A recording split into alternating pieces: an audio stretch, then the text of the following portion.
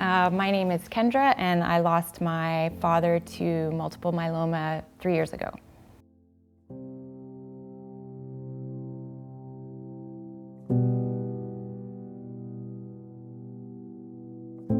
So my father passed away or died just over 3 years ago. He had multiple myeloma, which is a type of blood cancer, which he fought for a number of years. And he actually died in getting care in Calgary. And so my experience with the Hospice Association was after he had passed away. What was your relationship like with your father? I was very, very close with my father. Yeah. Can you tell me a little bit about the two of you? Yeah, I mean, he's an awesome person and very supportive. And throughout his whole bout with cancer, he was always positive, even though I know he was in extreme pain at times, and he did a lot of treatments and fought. He was always very positive, and that has, until now, has really been sort of at the forefront of how I deal with things day to day.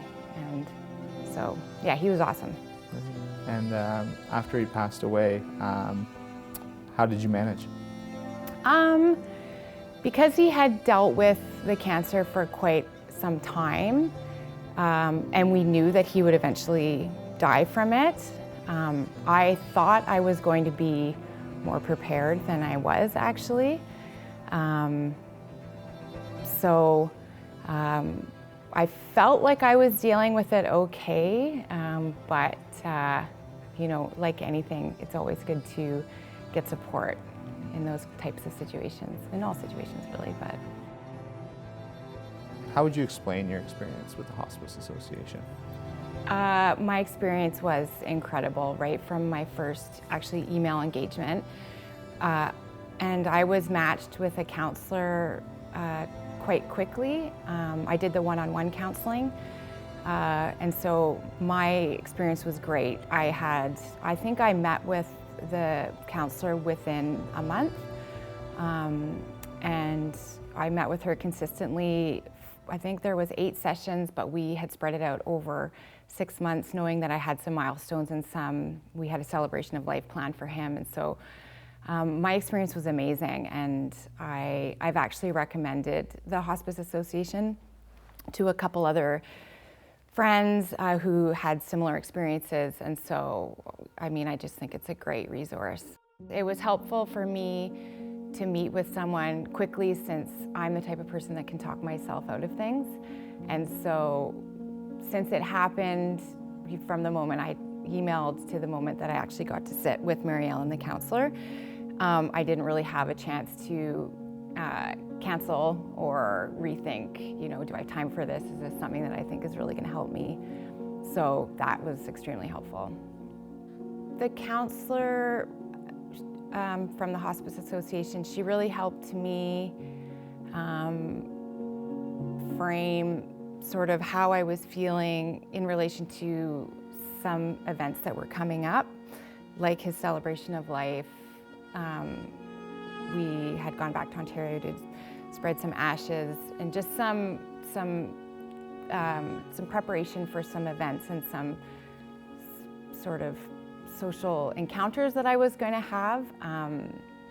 And she really helped me, I guess, set some boundaries around how comfortable, or if I actually even needed to disclose everything I was feeling. I'm the type of person that sometimes will just say everything and then later be like, I wish I hadn't I didn't have to go on for a half an hour or whatever. So she really helped me sort of set boundaries and what I actually needed to share, and what was going to make me feel better in the end, and actually help my sister and my mom, who are also dealing with a lot of grief as well. But at the beginning, it was pretty raw, so it was mostly just about sort of how I was processing the grief, and yeah.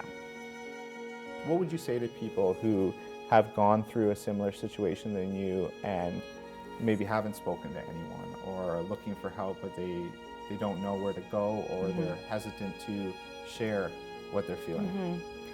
I would let them know that the grief and the feelings that you have going through something like losing someone very, very close to you, they don't go anywhere. So if you don't deal with those at some point,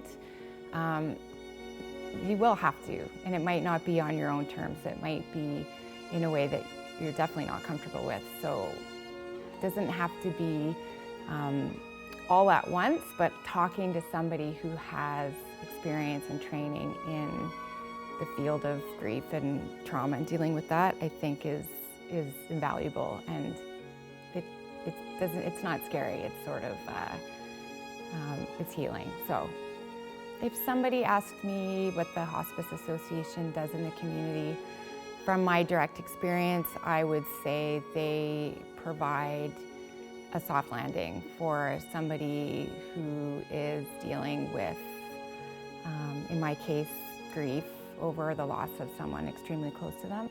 The importance of the Hospice Association providing these important services without a fee, I think it is so critical, because when you are deciding whether to spend money on, housing or food, therapy or counseling or whatever you want to call it, it seems like a luxury when in fact it is, in my opinion, a basic human need to be able to speak to somebody and get help. And your family and friends aren't always going to be the best equipped to be able to help you when also they're going through their own things. So I think it's critical.